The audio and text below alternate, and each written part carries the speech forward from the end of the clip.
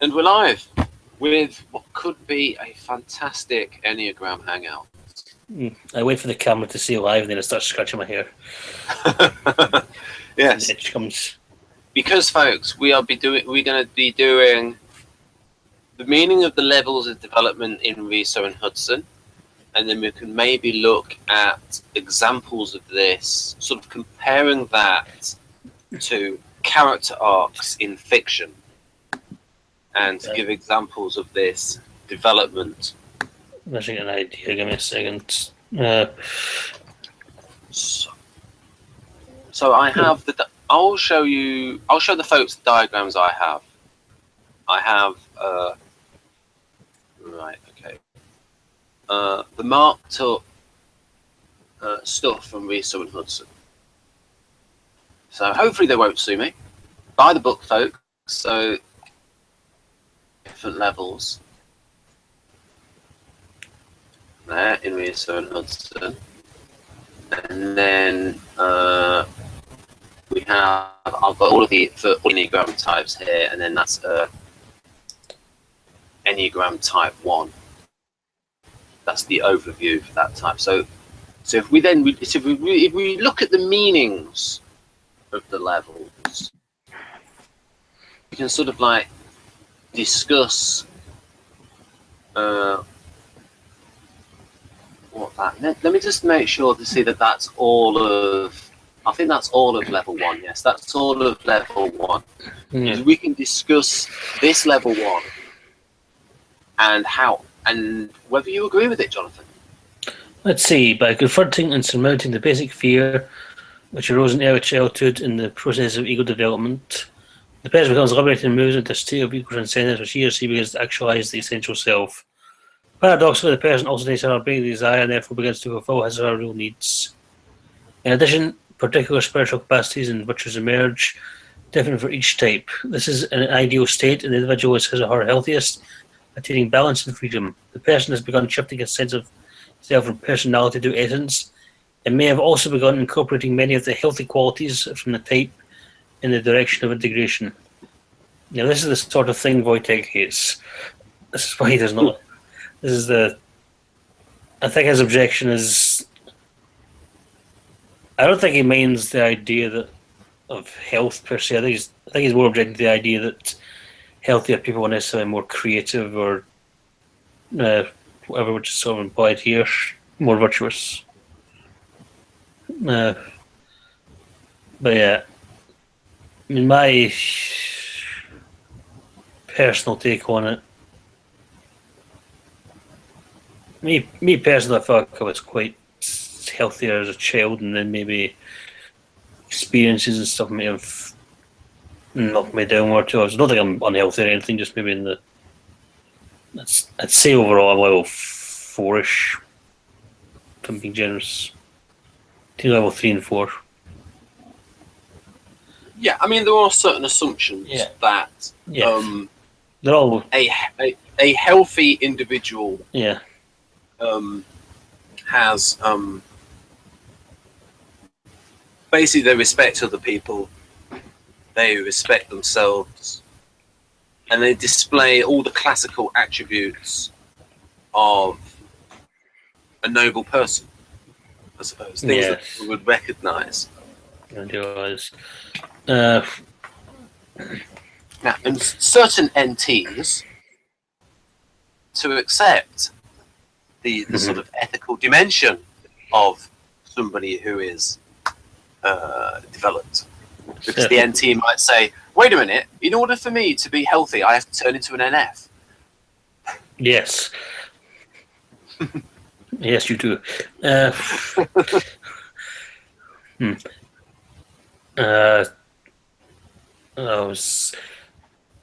I'm thinking also that the psychology in general is biased towards negative, like I mentioned that before. So I wonder how many healthy people of each type actually go to Enneagram coaching sessions, or whatever, or if it's. I would imagine that the more people go to Enneagram sessions tend to be more average, and also for psychology things, some Yeah. I tend to think that the healthy descriptions are a bit more idealized, whereas the average ones are a bit more grounded. Oh yeah, and also this book is almost is at pains. Well, not at pains, but it does mention that this is a dynamic process, and even the next section is called, and I'll show you folks. It's called Core Dynamics. And it mentions how people do go up and down these levels. And it's a way of even I'd say it's a good notion, but say even the actual person will be more complex. This is the rough guide, like actual more complex to it. Also, I'm looking at the term level liberation. I think that's relating to the original notion of the Enneagram is in personalities being kind of a trap, and that ideally you're almost trying to be as little like your personality as possible. Yeah, I mean, this is a little bit Buddhist, I suppose. Yes. Like, I like this bit. First of all, we can like drill down on this. Right, and so do you agree with this, that at level 1 you have surmounted your basic fear? Well,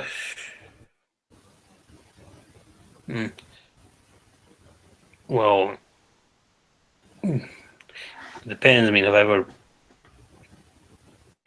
not sure if I'm not certain that I've ever been at level 1. I might have been, at least for short periods.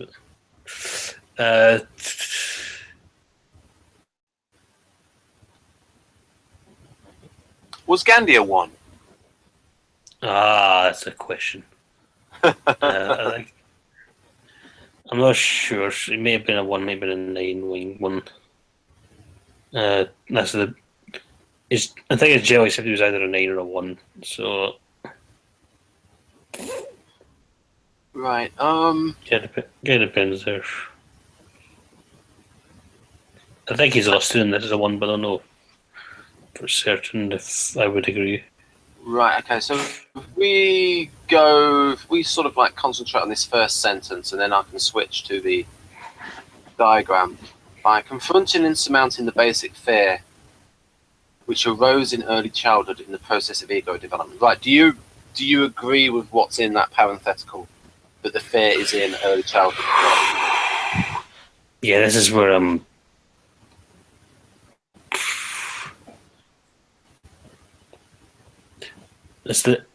I'm not sure if I would classify it as basic fear. This is the whole notion that you're basically healthy and then as a child and then something happens and makes you afraid, and your personality is born of one kind of trauma or another. So I'm tending to lean towards that you may be born with a personality type. Another. So this particular stuff is kind of, it's not untrue, but it's not totally. You can have that with like non-identical twins, where they have the same parents, they're the same age, but you can have different personalities. So their nurture is the same pretty much, but they can come out. Why not identical? Why not identical? Yeah, I'm sure identical ones can have too. They can, but they're probably going to have more similar brain wiring. And that would be great to compare non-identical with identical twins. The variations in personality type. Oh, you know who the Olsen twins are? The Olsen twins, yes, I remember. Ashley, they got very rich, very young. Yeah. Well, apparently on celebrity types, Ashley is listed as an INTJ and Mary Kate is an INFP. I only know this because I was reading the descriptions of the different types just yesterday. So, but that stood out that they have different MBTI types according to celebrity types, which isn't always right. Right. Okay. So we're going to go now. Let's see if it mentions something in this graphic here about. Right. Here we go. It's got that parental orientation. Let's see if you agree with this. Disconnected from the protective figure. That's the dad. So.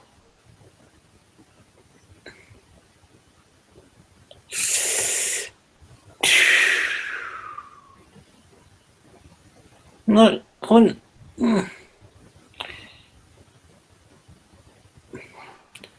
No, my dad's an ISTJ 911 SPSX, I think.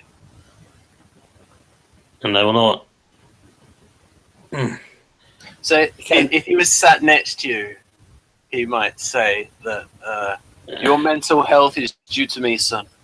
He would, that's the kind of thing he'd say. Something like, maybe something like that. But I wouldn't say, I don't know if I'd go that far, no. And it just, you can't be a bit quiet and reserved. That's not very talkative. I'm not that talkative either, so it's... Yeah, that's the thing with ISTJs is their reserve. But when they can, when they do, every now and then come out of themselves, they can be funny people. Yeah, my dad definitely thinks he's funny. Pardon? What was that? Your dad thinks it's... Yeah, my dad thinks he's funny. Yeah, but I got on quite well when I was young. We used to play all the time, fight all the time, that. So I'm not sure. Right. So I mean, somewhere between yes and no. Not. I probably. I mean, I get things like my religion and that from my mother, so that might be.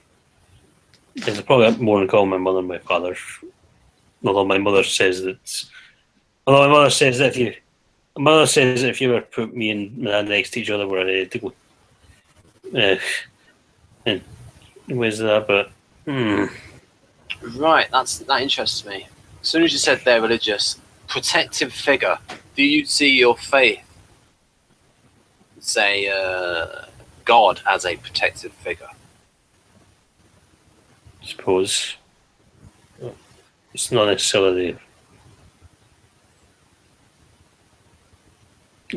I wouldn't say I was disconnected from God when I was a child. Or anything, though. That's what you mean. No, I'm just saying that it might be different now. That if do they still have a need for a protective figure, the reformer? I think the idea is that they become the protective figure. That they feel like I have to be the adult now because the parents aren't. I do boss my parents around sometimes, but it's more of a joke. And I think people may have saw a bit of it yesterday where Jonathan was saying that Jeff was making him sad at the start of the hangout. I think that was recorded. It was recorded, yes. That section. So, yeah. So right. So here we go. So confronting and surmounting the basic fear. Oh, I've not looked at that yet. Here we go. The basic fear. What's the basic fear of the Enneagram Type 1, Jonathan? And let's see if this agrees with Riso and Hudson. Being corrupt, evil, defective, imbalanced. This is Riso and Hudson, I thought it was. Yeah, personality type's 96. Well, yes, of course, it'll agree with Riso and Hudson. Is Riso and Hudson? No, so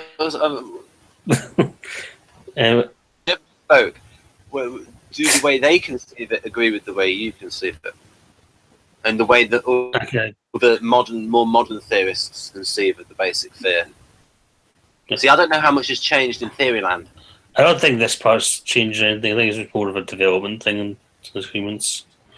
I can. This part I can definitely see as being true. Yeah.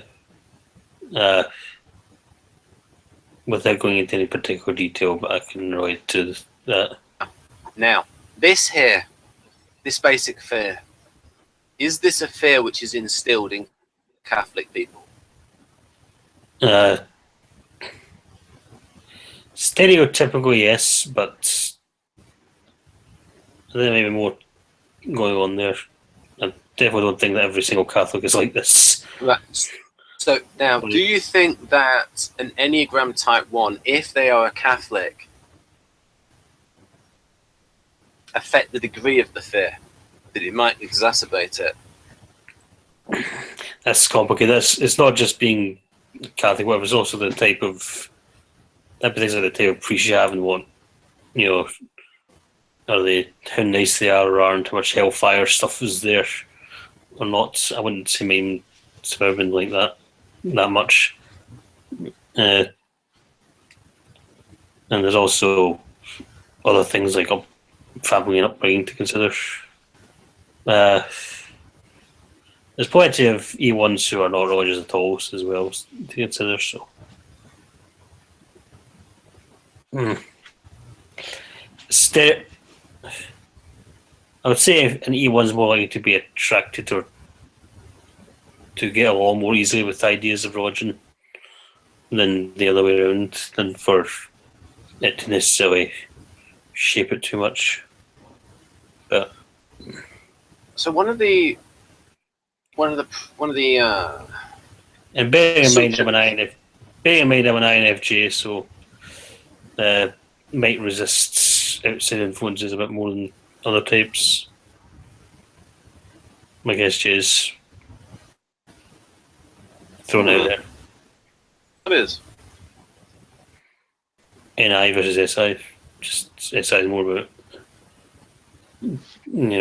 convention and tradition and stuff, whereas NI is more in the clouds, thinking of stuff in a different way. Right. So there's a basic premise here that all the other levels of development, you either got a desire or secondary desires, and that at the first level have self-actualization where you go beyond the desire. I'll just go back to this because there's a nice little irony in this of or a little paradox where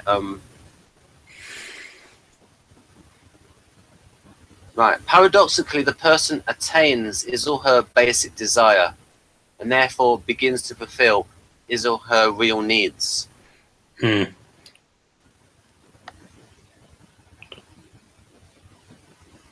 I'll tell you what, it says C, understand the Enneagram. We'll do that right now. Just to... Yep, you have the book, I think. Yeah. I've got it on order. Or do I have Discovering Your Personality? That may be a different one. There we go, a different one. I do not have that.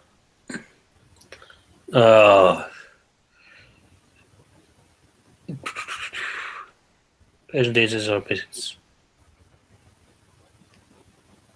I can't remember what's the basic desire again. Basic desire of the E1 is, I'll just go to the graphic, because this is the only place it mentions it in the book, because they want you to buy the other one. Because I was looking for basic fears, and this is the only place it mentions it. To be good, to have integrity, to be in balance with everything. Yeah. Why would I let go of that though? I mean, what did you say? Well, why would anyone let go of desire? Yeah, but this is what I'm trying to get at. It's like it's a little bit of an irony in that they've achieved it, and it's not that they've let go of it. Maybe it's like put into a new context. Yeah, I can see how I've put it into different contexts. So I've evolved and developed my nuance of my understanding of these things a bit, but it's not like whilst someone is striving to be good, at the same time they will be worrying about what they are. And so that will create a greater desire for it. And I suppose once you've achieved it, you no longer have the desire for it. Or that it will slightly change from a desire to maybe a satisfaction or a being at one with yourself. That sort of. You're the NF. You can talk better NF speak than I can. I think the idea is more that you realise that your desire is a bit more selfish than you perhaps wanted to admit, and that Neil says realise no position to judge anything objectively. I think that's sort of accepting other points of view, and realising the limits of your own. And I remember I did have certain epiphanies over my life relating to this. Such as? Like, I used to think about perfection every now and then, and one day I kind of spent all day imagining what perfection would be like, or perfect what would be, and I concluded it may be a bit boring, and it's still desirable. And that made me ponder a bit. It's things like that.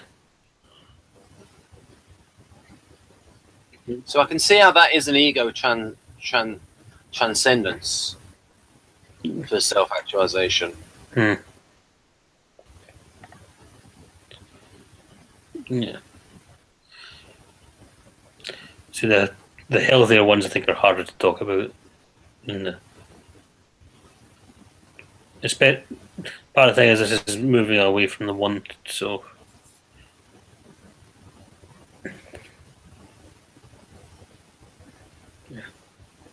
I mean, humane, noble, generous, uplifting, kind, pure.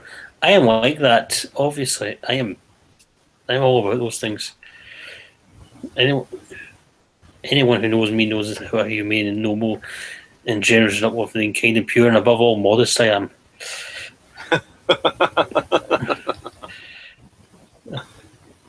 Yeah, and yeah. See, but also some of these are just INFJ things.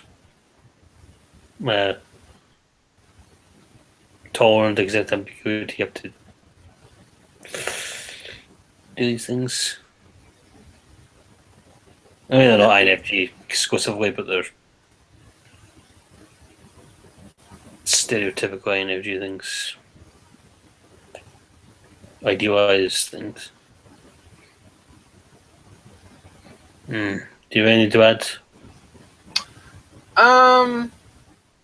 So sort of like it's the digging down on this level. So we've got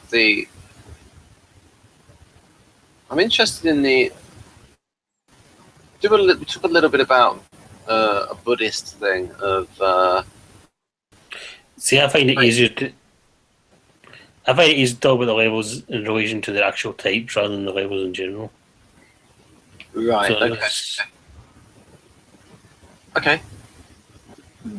Yeah, we'll do it like that then. We'll do it. We'll levels in relation to the actual type, and that will probably get us done quicker as well.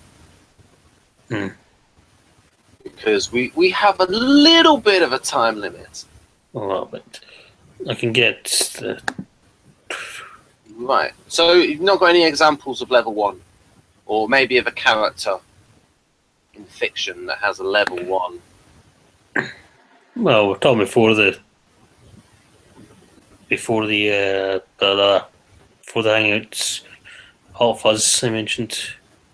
So in the film Hot Fuzz, if no one's seen it, it's the Simon Pegg plays a super cop called Nicholas Angel, but he's a realistic British super cop, so he's really good at advanced motoring and advanced cycling. He's got a really good arrest record, but he's tries to handle things peacefully. He's been shot a couple of times. Things like that. Anyway, his colleagues hate him because he's so perfect, and they transfer him to this out of the way town called Stanford, Gloucestershire. Or Sanford, Sanford, Gloucestershire. Brilliant film, by the way. Brilliant film. Fantastic. Yeah, I need to watch the rest of it. I think I've watched. Got it in 2007. Watched about 20 minutes of it. I'm terrible for not watching stuff that I've bought. Now, and of course, there, Shaun of the Dead, directed by the same guy, Edgar Wright. He also did Spaced. Yeah, they're part of a trilogy. Those two. They're part of a spiritual trilogy. So they're a spiritual trilogy. So they're not set in the same world, but they're so like a lot of the same cast is returning and the same themes and so on. So the third one's called At the World's End, which is not as good as the first two. But yeah, Hot Fuzz and Shaun of the Dead are the Ice Cream Trilogy, I think it's called. The Ice Cream Children? Or is it? Oh wait, I'm not sure if it's the Ice Cream Trilogy, but yeah, I don't know if it's. I what is it? don't know if it's your sound or if you've become more Scottish. Three flavours. The blood and ice cream trilogy. It's called. Right. Or the Three Flavours Cornetto trilogy. Right. Yeah. Anyway, Nicholas Angel, super cop. His colleagues in London are jealous of him, so he's transferred to the sleepy town in Sanford, Gloucestershire, where nothing happens. He's bored out of his mind, but uncovers a conspiracy of murders. And while there, he undergoes character development. He is very much a stereotypical E1. Hang on a minute. I've not seen this film yet, so don't give too much away. I won't give too much away, but he undergoes character development. He starts off quite serious and stiff, like his girlfriend breaks up with him because he's too married to his job, and he becomes friends with Nick Frost's character, Sergeant Butterman, who is an E7, I think. Yeah, maybe an E7, and learns to listen up a bit over the course of the film. He actually integrates to Type 7. You can see that clearly. Right, yeah. So yeah, it's quite good if you're... A little tip for people that Rita and Hudson taught me is you can remember the direction of disintegration is it roughly doubles where you got 1, 4, 2, 8, 5, 7. So the last one is just one off from being 1, 4, 2, 8, 5, 6. So 1, 4, 2, 8, and then you just reverse it for the direction of integration. But I found that a really nice mnemonic for remembering the direction of disintegration. Right, so going back to the wonderful levels of development. Right, so do you agree with that? The letting go of their identification with a particular self-image? To a point, yeah. Okay. Sort of, yeah. As I sometimes wonder if some of these descriptions are written by people who. I wonder if each person that's writing the book, they're obviously a certain type, and this is almost like this is their opinion of other types. So I don't think I don't think they're ones. I tell you what, I noticed that in Dario's books. His type comes through in that 8 Keys to Self-Leadership when he's talking about FE. Yeah, I've glanced at that. I still have to finish it. Oh yes, because you've got the book. What do you think of it so far? It's not bad. It's not bad for starting out. I think over what it is, but you know, for someone who's read, someone's caught up on it, might not be that valuable. Yes, for someone as erudite as yourself, Jonathan, maybe yes, not. For someone as much of an expert as myself, for someone who's a master of the subject, obviously, not quite as, perhaps not quite as. Have you had a look at some of the exercises yet? No, I don't think I have. The FE exercises, some of them are quite funny because it's almost like Dario is giving advice to INTJs, like use some extroverted feeling.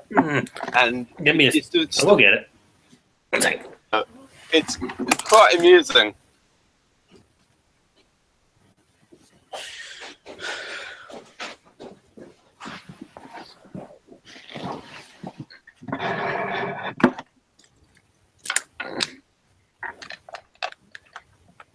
Ah, right. Yes, you sound. Oh, you weren't using. Oh, oh, you got the physical book. Excellent. Yeah. Were you not using earphones before?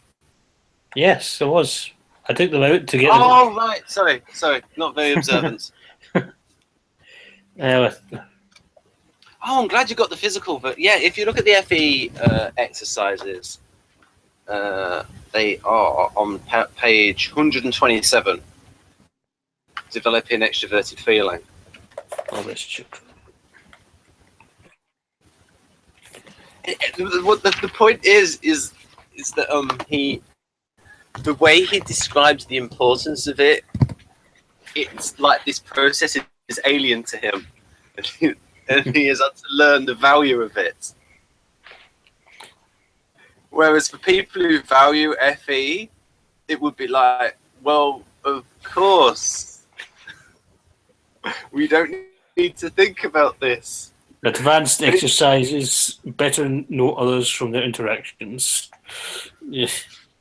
You can learn a lot from looking at their friends, how they treat others, and what they say about others to you.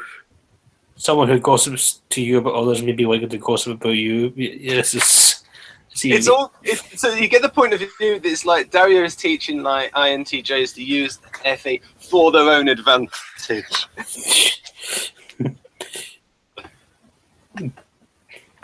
Listen to others' advice.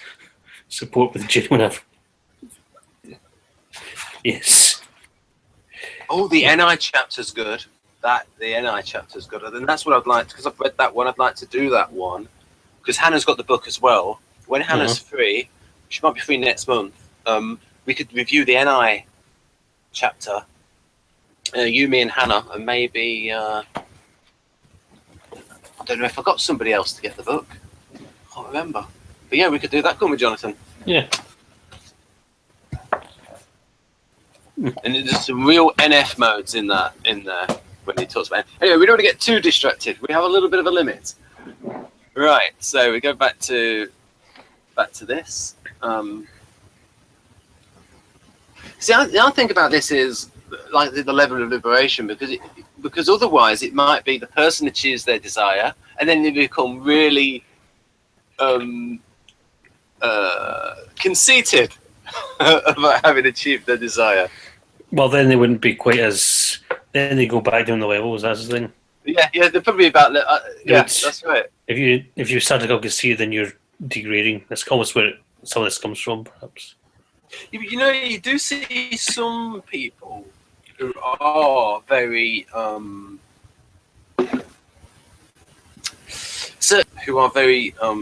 proud of how developed they are. Then they're less developed than they think they are. Yes. That's the thing. Yeah, that's something I realised a long time ago when I was young. Young and wise, as I still am. It's sort of like the people that misunderstand Buddhism, and they go on a course and they realise, I am so wise and enlightened, and he says, that's not the point. The point is to transcend the ego, not to boost it. Yeah, there's also kind of the worry at times that someone who is genuinely healthy might be viewed as conceited or proud, even if they're not, just because of how. Yeah, that's other people's anxieties and sour grapes. Yeah, or misunderstandings. Yeah, there's a lot of people who view ESFJs like that and just don't like cheery people and can't believe that people can be good and cheery. Yeah, I think our priest is a ESFJ. He's an African priest, and I think generally we like him, but we feel a little bit sorry for him because he has to deal with the kind of moody Scots. Like, he wants us all to smile and take part and just get quite excited when the bishop comes to visit, and we're all like face stripping.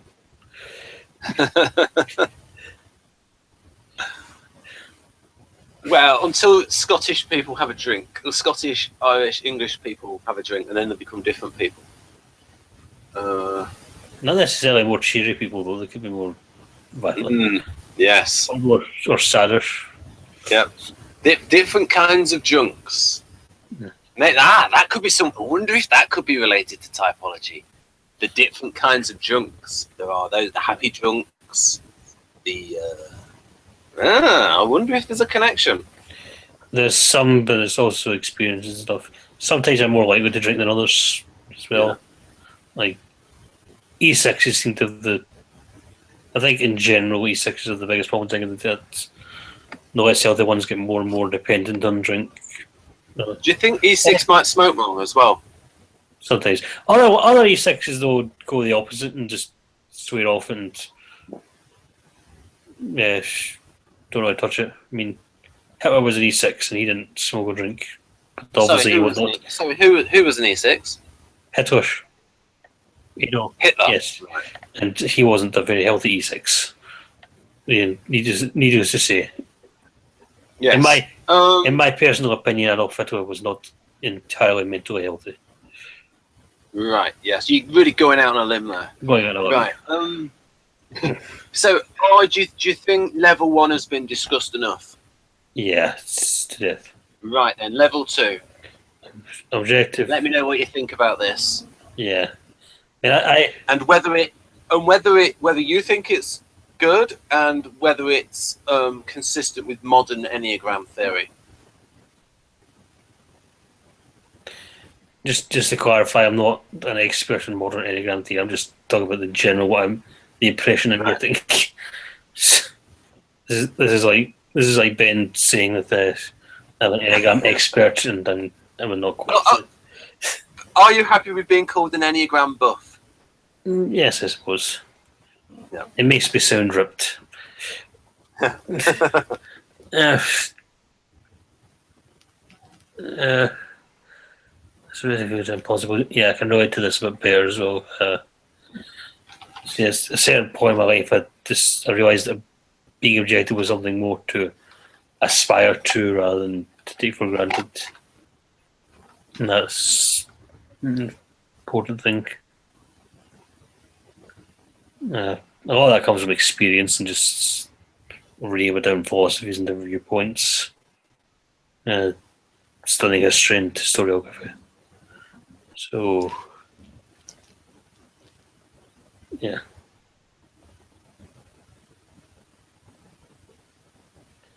Yeah, I mean, like I said, these are more rough guides, so you don't take them too literally. This should be okay. And do you think that is consistent for either wing and yeah, all tri-types? Yeah, more or less. All instincts. Yeah, they may have different ideas of what it means to be moral or rational or whatever, but yes. Right. And do any fictional examples spring to mind for this level?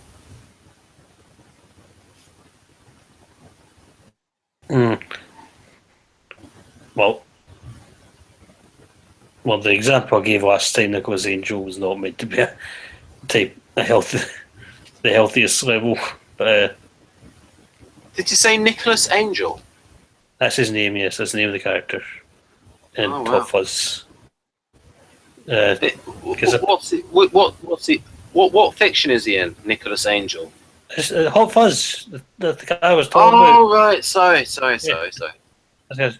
a parody of action films. He's got an unusual last name, but it's not made. I wasn't giving him as an example of the type 1 at level 1. Right. But so now we've got level of social value.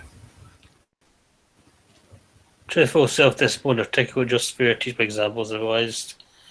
Sense of mission, ethical, impartial, purposeful, and passionate, have convictions. come in accordance with their cause of reason, fear that others are indifferent to their principles. Yeah. Again, this stuff is all good, but I'm not. It's just the neat dividing of levels probably maybe a bit misleading because it's not necessarily that type ones at other levels won't have these things, won't have these worries, or whatever. But I can relate to this. I can relate to, and now I know it's a fact that people can be indifferent to my principles, and other people can be indifferent to other people's principles, and so on. But it can be a bother.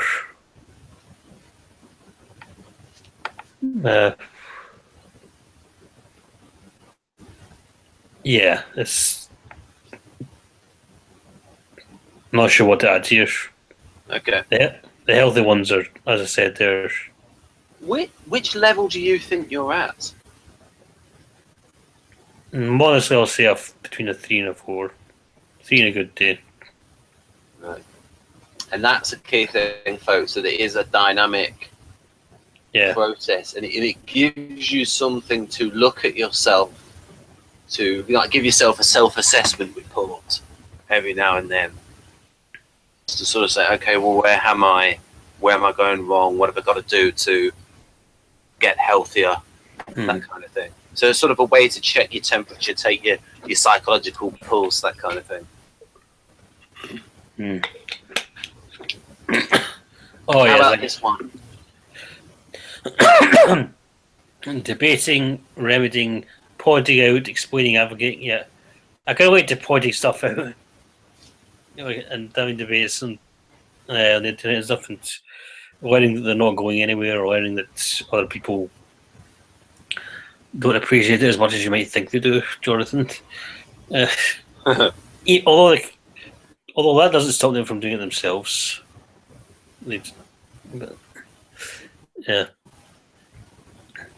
Yeah, I can relate to the obligations and drivens and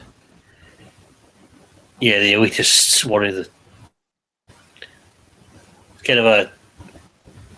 there's kind of a good elitist and a bad elitist, and they're both kind of bad. The good elitist idea is more of like you have refined tastes and you're an expert on a subject and you know what you're talking about. But the bad side of that is more like you can make you feel a bit full of yourself, top your noses at others whether you mean to or not. The desire to fix and improve yourselves in the world, yes, I can relate to that. To learn more, to get more in shape, to be more morally healthy as well, and so on. And that they will be condemned for deviating from their own ideals. That's the fear of hypocrisy. That's the thing there, because I think it's more of an unconscious fear that me or other type ones or other people are being held to a higher standard than everyone else. Like everyone else is being hypocrites, but type ones are not allowed to be hypocrites. Or they'll be extra condemned for it, for what other people do, because other types aren't trying as hard, so it's okay when they do it. They don't care as much. What is it like when an E1 disintegrates to E4? It starts off with them making little exceptions for themselves and maybe getting a little bit proud that they know best and so on. Then they'll... You mean like earlier in this hangout where you're having a little bit of a gloat? Well, if you say so, I don't remember that. Yeah, but you did it in jest, though. I would say that's just a healthy sense of humour. You know? Oh yes, I mean, of course, yes. It starts off with that, and then maybe fantasizing about living another life or being someone else, not where you wouldn't have these responsibilities.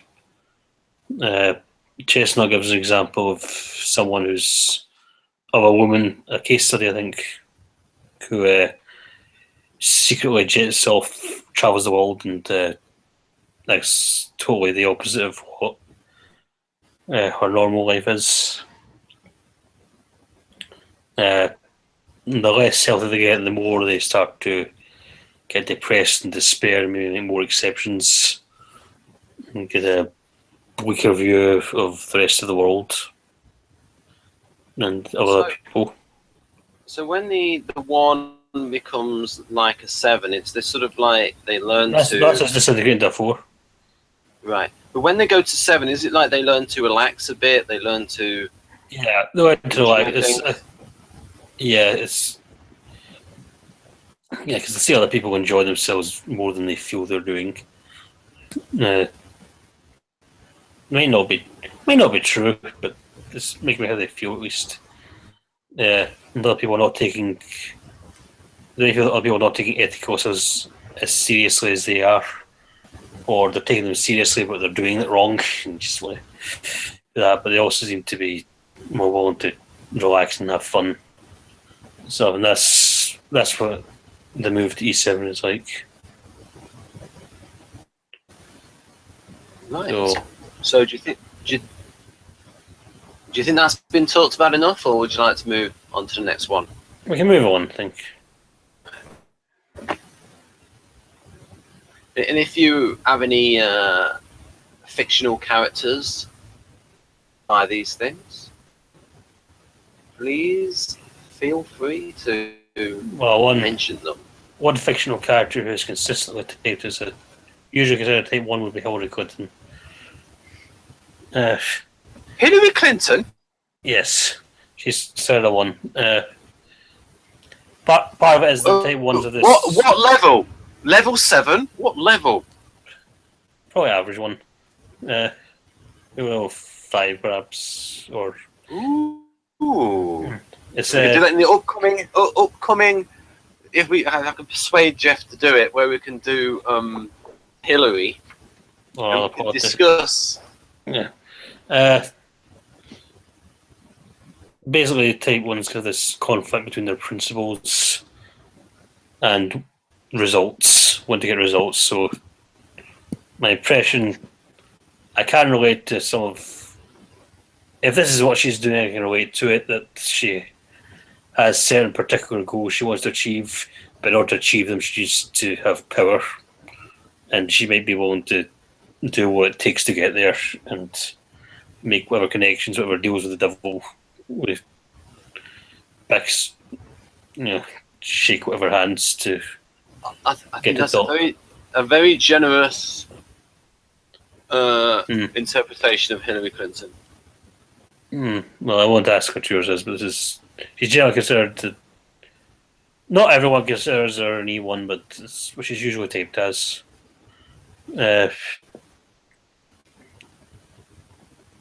She's probably an ESTJ though. What? Or ESTJ. What do you think she is?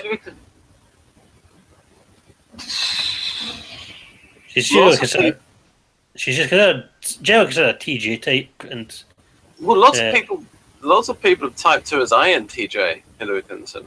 Yes, I've seen that too. So it's very different. I've read the description of the sensing subtype of ESTJ on the Socionics website, and I've read the logical subtype of INTJ, and she could be either one of those. She's. Well, it makes the hangout very interesting when if we actually do it, you, me, and Jeff, because he has a lot of observations about Donald Trump and his artisan ways in terms of like always changing position and doing the thing that's right in the moment. The what we used to call political expediency. Yeah. If we're doing the politicians and the candidates, Donald Trump's probably the easiest to type of them. I think his type is quite obvious. Yes, ESTP. It's not his whole tri-type, ESTP, 817, SXSO, Tri-type It 837. mentions chump in this book 20 years ago. Yeah, and reading the description of an average 8, it's prescient. Mhm. Yes. Right, so we're at level 5. Impersonal, opinionated, rigid, punctual, brusque, short, methodical, precise, cupped and moody. Impatient, irritable, narrow, dry, scrupulous, self-critical, feel guilty, emotional, constricted, melancholy. But they desire everything in their lives because of their ideals. They're worried that others will mess up the order and balance they have achieved, and that's sort of what I'm saying. Like, at this point, one can start to, get frustrated with everyone else, and this is also where that fear of hypocrisy and temptation to be a hypocrite comes into. Because partly because you're thinking everyone else is either being a hypocrite or is not doing a good enough job, and you want to, and it's not, you don't feel fair that you feel like you're being judged more than everyone else. So, and because type 1s are body types, they are about power and control to an extent.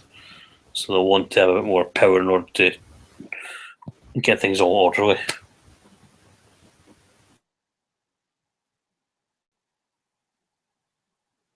Hello? Broke up there. Oh, did I break up as well? Yeah. Went quiet. Oh. What I will do... Oh, I can't really do it. But maybe you could... which web browser are you using at the moment? Safari. Right, how many tabs have you got open, sir? A few. I'll close some.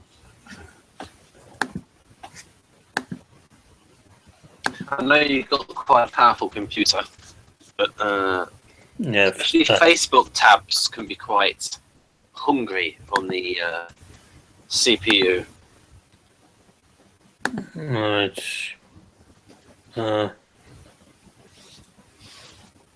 Now you are don't take this the wrong way. You are the sort of person who needs perfect audio to be understood easily. I was actually talking to one of my English aunties. She couldn't make me out on the phone. But I could do that with I mean with that with people, even people who know me, who speak the same accent. So I don't think it's just being Scottish. I think it's also just that I talk quite fast. Yeah, that's the thing. It's just to and that's just it's just an unfortunate sign of intelligence. yes. Yes, it's like you notice in a lot of things in the acting styles. You notice this where they talk more slowly than in real life, and sometimes you'll have something coming on like Homicide: Life on the Street where they talk at a natural pace. And when I watched the first episode, it was very hard for me to tell what was going on. To pick up to get used to that. Yeah. So yeah, generally talking just like yesterday, just talk a fraction slow, and it helps with the Americans. We've got one viewer at the moment, so well done in being able to understand Jonathan. This is a lesson for you. You can learn to decipher my whole alien dialect.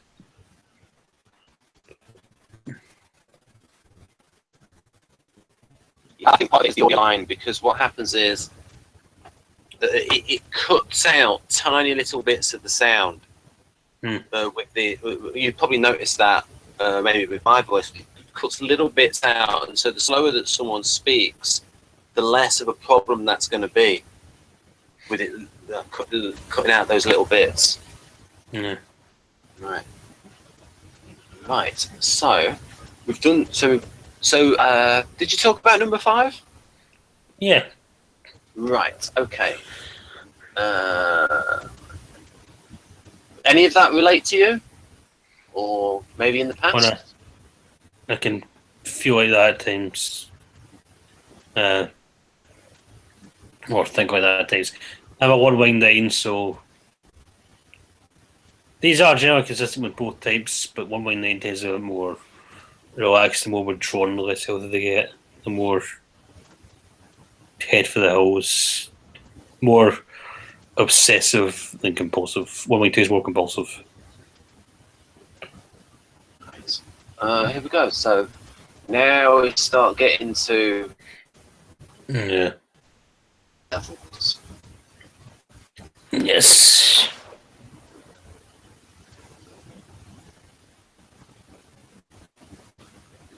The screen's still. It's. What did you say about the screen? It hasn't moved. It's moved on to 6. No. Oh, I'll click on your square and then back to mine. You see it? It hasn't changed at all. I'm trying. But okay, I'll stop it and then I'll go back to it. Right. Screen share. Core dynamics. How about now? It should say level of overcompensation.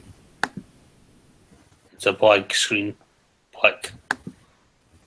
Pitch black like my soul. How about now? No. Have you got the book to hand?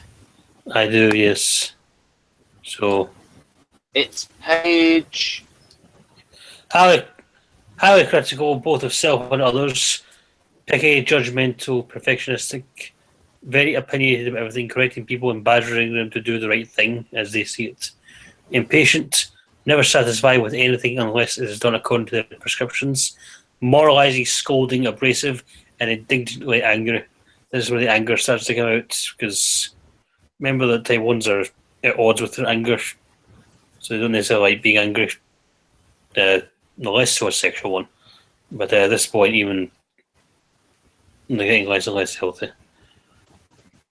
There's a different section of the book. I'm looking at the introduction to Type 1.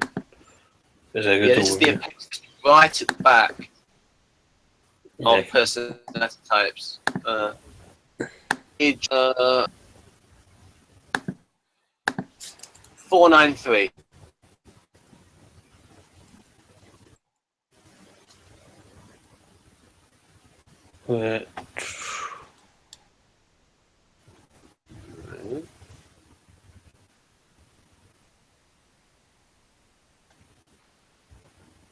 Maybe if I could present to everyone. Okay, it's tiny little letters. Okay, badgering, correcting, argumentative, sarcastic. Yes, I can be sarcastic. Moralizing, student, workaholic. I'm never a workaholic. I will say that. So I'm not really much. I wish I was more of a workaholic, but compared to my idea of a workaholic, I'm not really that much. I'm more of the procrastinating type 1. Just puts things off for too long. Judgmental, angry, perfectionistic, picky, demanding, uncompromising, unsympathetic, stern, strict, condescending, self-pitying. Yes, yeah. These are probably more thoughts I've had than anything I've actually done, except a particularly bad day. Reproach others for not meeting their ideal standards and fear that their ideals are actually wrong. Yeah.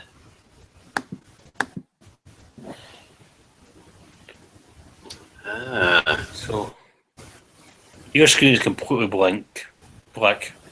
Oh, dear me. Dear. Okay, can you see me now? I can see you, yes.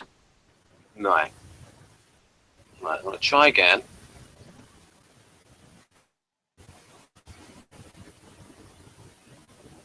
Right. None. I will try. I'll close that and I'll try sharing something else. I'll try sharing this status monitor, the system monitor. Right, can you see that? Still black. Still black. Right. Are you able to share the screen? Aye.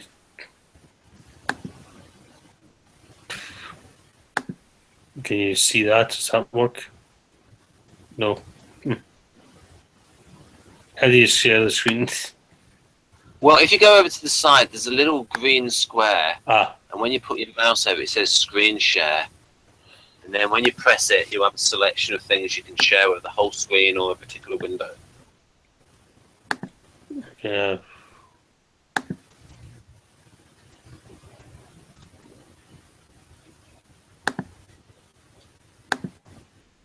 Man. Oh, something! Oh, is something going to happen? Yes. Ah, ta-da! Now, I do recommend, though, some zoomage in. Because at the moment, it's quite small. Yes, I know that. You. So, this is the debut of Jonathan's first share screening. And it cannot zoom in. There's not a zoom in feature. This is the best it does.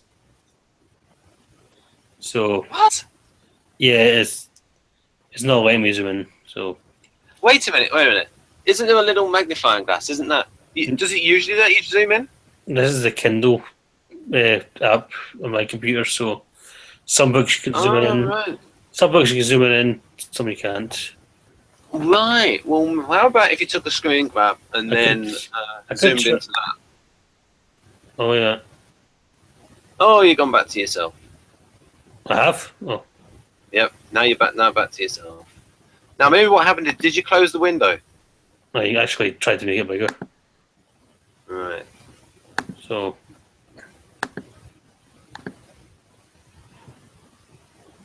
Aha, I can see something, but. Yes. Very teeny letters. If this is not.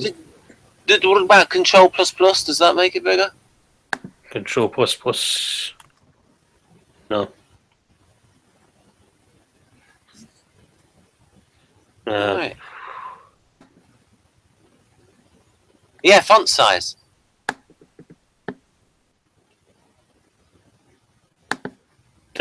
Oh! Oh! I might as well just bring that back to normal because I don't think that makes any better. You know, this is not a good advert for the Mac operating system. It may just be this book. Because I've had other problem with some other books in the Kindle where some you can zoom in, some you can't. I don't know at all.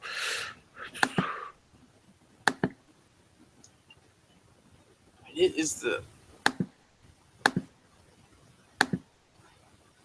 What we could do is ask our viewer if I give whether they because they might be able to say on the watch page whether they can see. Well, anyway, so what I'll do is I will open that again. You see, I don't really want to reload my page because I've only got one page open for the web browser. It might be a little tricky. Is it gone again, or is it? But I'm going to put it on, assuming that although you can't see it, the viewers at home. I went to full screen mode. Did I just knock it off? Oh no, yeah, it's not on. It's you at the moment. Just me. Just my hands and face. Yep. No, I'll give up then. Okay, well. Now, how about mine? Do you see it? Yes. Yes, it's fine now.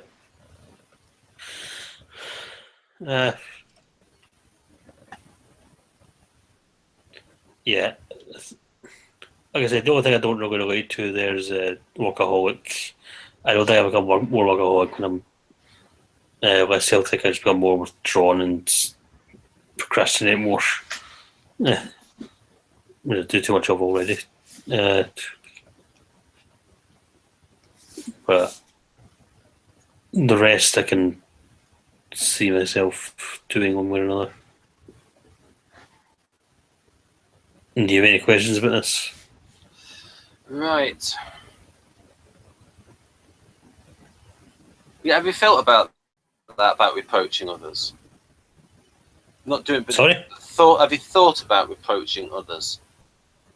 I've thought about it. I have done it perhaps once or twice.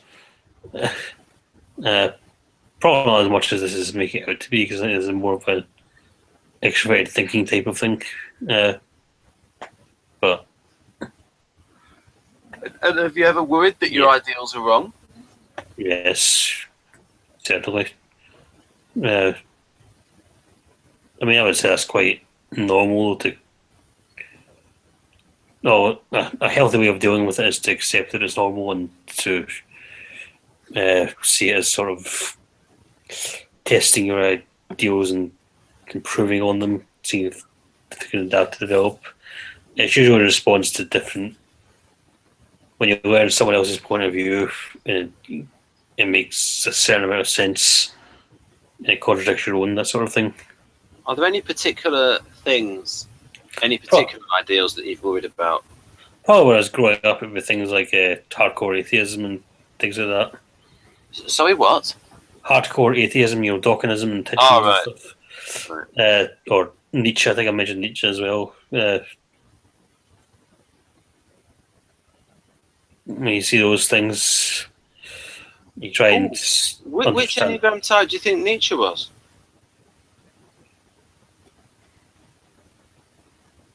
I think it could be a 5. Possibly.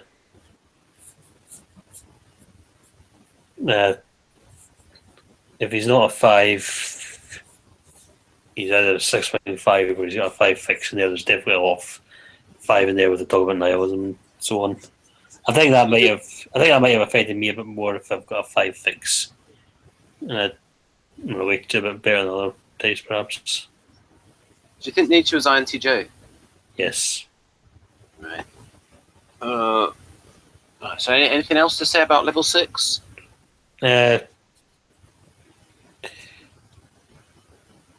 is probably the part where I think one starts to become quite dangerous, especially if they're in a position of authority or power. If they're not dangerous already, they're definitely starting to get interpersonally dangerous now. But are there any famous people who are E1 level 6? I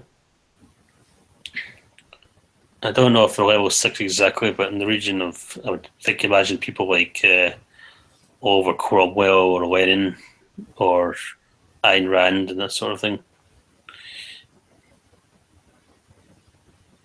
I'm more and more fanatical about their beliefs. That's more ruthless about getting them. There was a while where Lenin had the new economic policy. That was where he tried a little bit of capitalism. It wasn't his idea. It was other members of the party proposed, and he went along with it because he originally tried the pure communist thing. It wasn't working out, and he's just descended. We've always believed in this new economic policy. And it worked for a little bit, and then I think he had a stroke, and Stalin took over. I can't remember. No, he had a stroke. He had to withdraw, and Stalin slowly took over. But there's an intern between Lenin and Stalin, where it's the Politburo running things, and you're not sure who's going to succeed Lenin or not. Lenin wrote up a list of all his potential successors, which was basically him criticizing every single one of them. Especially Stalin, which backfired because no one had actually thought about Stalin as a leader until Lenin mentioned him. And saying he's got great organisational abilities, but he's a horrible person. Is that what he wrote? Well, he said he was not necessarily wrote a horrible person. He wrote more like he's very rude and conceited. I think it's because Stalin insulted Lenin's wife and other stuff. Ruthlessness. Although Lenin was an incredibly ruthless man. Oh, yes. If you're talking about possibly the most ruthless person in history, one of the, probably right up there at least, arguably one of the most ruthless. Well, his competition is Stalin, though, so there's thing. Stalin's I thought you were talking about Stalin as the most ruthless. No, Stalin's different. I was talking about Lenin. Lenin was incredibly ruthless and torturing, killing people and so on. So was Trotsky. They were They were all very ruthless people, very ruthless and murderous people, but because a lot of people think Stalin was the bad one, but the other two were not as bad. But that's Oh yeah. They were better men than Stalin, but they were still pretty horrible, and they agreed with more what Stalin was doing than so. But this is more historic. This is the historian in me coming out. Yeah, history book. Yeah, I would say Lenin was more of a E1 than the other two, though. Trotsky maybe a 6, and so Stalin was definitely an 8. Do you have anything to say about level 6 in terms of fictional characters for the E1? There probably are. I can't think of them at the moment. Right. So if we go to level 7, which is just before the total nutter phase.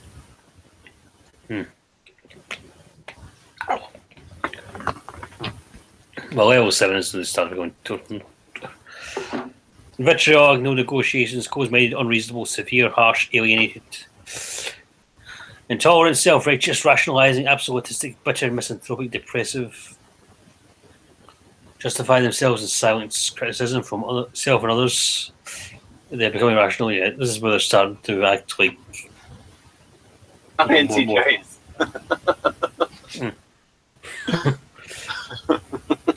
Well, again, Lenin might have been an INTJ. Is that an INTJ or an ENTJ? One or the other.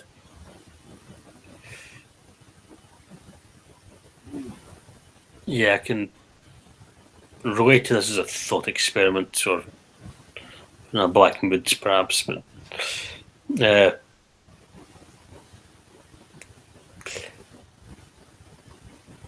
there are quite a few INTJs who resemble this.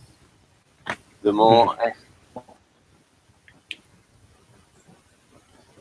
there's also have you ever seen Disney's Hunchback of Notre Dame? The villain Frollo is definitely an unhealthy type 1. And he's in the film he's a more complex character in the book, but in the film he's a straight up intolerant bigot who advocates complete capital punishment. He tries to drown a small boy at the start of the film.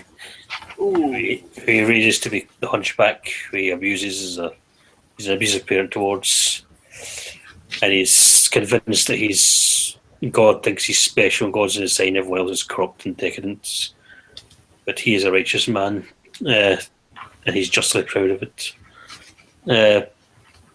But secretly he begins to lust for the character Esmeralda, who is a gypsy, and he hates gypsies. And he hates her, but he wants her, and So from a writing point of view, is it quite interesting, you think, to make the villain an unhealthy Enneagram type 1? Well, it can be, but it kind of annoys me at times as well, because a lot of people seem to think that Frollo is the most realistic Disney villain, which is sort of like a reflection. Well, it's kind of a reflection of a prejudice a lot of people have against type 1s, which is especially type 6s and type 7s, I think. The really evil people of the world are the ones who think they're doing the right thing, and they're convinced of the rightness of their cause and they can do anything. That can be true, but a lot of them times it's not as true. They just present themselves as that, and there's something else. Yeah, and a lot of people. Yeah. No, I was just about to say that there are a lot of evil people that a lot of people just can't get it through their mind that there are people who like being malicious. Yes, definitely. I mean, there are lots of people who are not willing to accept that about human nature. They're always trying to excuse that type of behaviour as, there's a reason for it in their childhood, they're insecure, that kind of stuff. Well, even when it's true, they can still enjoy being evil. But I think it's more like people are more scared of the one who thinks they're doing good, and they think certain types of people are more scared of the one who thinks they're doing good in a position of authority and so on. And I tend to think these are type 6s and 7s usually, in my experience. That are like that. Some of the people. I would say that other Disney villains are just as realistic as Frollo is. I mean, Frollo ends up trying to burn all of Paris down so he can get laid, which is a bit extreme. Whereas if you look at someone like... So he can what? Get laid. So he can get rape, laid? So he can rape the main character. Oh, marvellous. And that's in the Disney film? Yes. Bloody hell. Yeah, there's been a lot of talk about that, how the subtext is quite extreme. He doesn't explicitly say it, of course, but he definitely strongly implies it, or something similar. I actually like to think that if he did get hold of Esmeralda, he wouldn't rape her because now he has her. And it'll be like, I have her, now I don't want you anymore, I'll lock you up or something. And that seems like the type of person he would be, in my opinion. Yeah, right. But I don't think he's necessarily the most realistic. I think if characters like Gaston from Beauty and the Beast or the evil stepmother from Cinderella, they could be just as realistic, or more so, and they're probably more common. Evil stepmother is basically just an abusive parent, and Gaston is a jerk who won't accept no. So they're probably more common than genocidal religious fanatics. Yeah. So, we seem to have timed things out very nicely. Yeah. Oh, I forgot about level 9. I thought there were 8. All right, level 8 then. This might be a Frollo, actually. This might be better. Hypocritical, fetishistic, untruthful, arbitrary, self-flagellating. Yeah, this is what they're thinking of. They're definitely thinking on the lines of unhealthy religious fanatics, self-flagellating and so on. Compulsive, possessed, displacing, fixated, tormented. To consciously control their unconscious, irrational impulses, fearing that they're losing all control of themselves. Yeah. That's interesting. Unconscious, irrational impulses. Now, is a little bit of unhealthy INTJ coming into this? It's more like... I think unconscious... they're unconscious, I think NI. It's more than id. I think they're talking about here. Because type 1s are very much a super ego type in the Freudian sense. Much about order and self-control and so on. This is where those desires are out of control and so on. And that's again, Frollo is an excellent example because he's a whole song dedicated to this, to his him losing control and feeling his loss of control and feeling like and not accepting responsibility for it either. Right. Yeah. And level 9 level 9 for all the types. I just want to say this isn't necessarily, although it looks like it's not necessarily a moral list, because a lot of really evil people in fiction and real life are probably average levels, or at least low average levels. Being level 9 is not just really evil, it's also self-destructive. Yeah. And, suicidal at times, so... Also, anyone at level 9 is probably is not incapable of that level of it, unless it's like serial killer type person. Honestly, serial killers could be average levels. It's not. And some of these, you know what I mean? Like, genuinely, in order for someone to do a lot of evil, they need to be. What's that phrase? They need to be functional in order to get into a position to do that kind of thing. Yeah, I mean, this is more like when the type 1 realizes they're evil, as it says there, realizes it and is horrified, and they break down and freak out, self-destructive, wrathful. They're a danger to everyone around them. They're not in a position to just organise things or hand out things. Like, even the people they're ordering around are in danger of their wrath, and they're probably hurting themselves at this point. Was this quite common? It was like a 19th century psychology of the villain. No, what do you mean? Well, in like say 19th century novels, Hmm. there may be writers would try to like get into the psychology of a villain. I just wondered if this was like a common. I don't think it's a theme. In the 18th century. I wouldn't.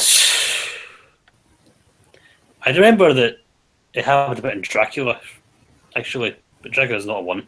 It was they took a moment to talk about the new psychology of criminology, and they discussed Count Dracula's mind. Which is, it was basically a childish mind, like a criminal. But they don't really talk about it that much in Victorian novels I've read. Very SJ, very SJ. SJ view of things. Well, funnily enough, I thought Dracula was kind of an SJ, ISTJ. Or maybe ISTP. Have you seen I may have mentioned this before. Have you seen the film with Gary Oldman, where he plays Dracula? I've seen clips of it. Obviously, that's different from the novel. Yeah, that's good. It's because you've also got Anthony Hopkins in it. Yeah, and a whole bunch of others. I think that's called Bram Stoker's Dracula, the film. Yeah. Of course, he wrote the novel as well. Yeah. But it's not. It's follow the same plot as the novel, but it takes a few liberties and changes things. I think it's much more NF in that film. But yeah, Gary Oldman's. Now it was when I watched it at the time, I thought it was great acting, and if I watched it now, I probably still would. But my memory of it was being very, very impressed by Gary Oldman's performance. Yeah, quite deliciously happy. Gary Oldman's a good actor, though. I think he's an ENFJ. Good. Has he retired? You said was a good actor. Did I say was? Didn't mean to say was. Oh, sorry. I meant was in that film. Gotcha, yeah. Yeah. Back into this. I don't know if he's Right. So, just the other folks who want to have we can sort of finish like, if you can see that, folks, then read that. Go, oh, that's good. Then buy the book. So these are the sort of the overview of the other levels. So generally, what do you think of that then, Jonathan? Now that you've gone through a closer, sort of like the meta level of it, the generalizations. Yeah, I get. My thoughts haven't really changed. They're good as a general guide. Just the descriptions of the actual types are better, and even then, consider the individual first and foremost. Like, it's more of these are all guides, they're not episodes. They're general. It's like when you. It would be good if you had one that went to the instinctual variants at the different levels, or. Well, perhaps you could write that book. Perhaps I could. Yeah, but also their MBTI types, the tri-types, the full list would be quite exhausting. Probably could do a whole book in just one type. That's the thing. That's what I've thought about as well. That's what you could write, Jonathan. The Enneagram Type 1. And during this hangout, folks, I did this. Saying that the dollar will collapse, and when it happens, I'll say, oh, Ben had it in his hangout. I told you. Just go back and see. Right. Right. So then, anything else to add? No, I think so. You see, we got it done. We got it done on time. Yeah, we did. Got it done on time. So it's goodbye from me. Ta-da.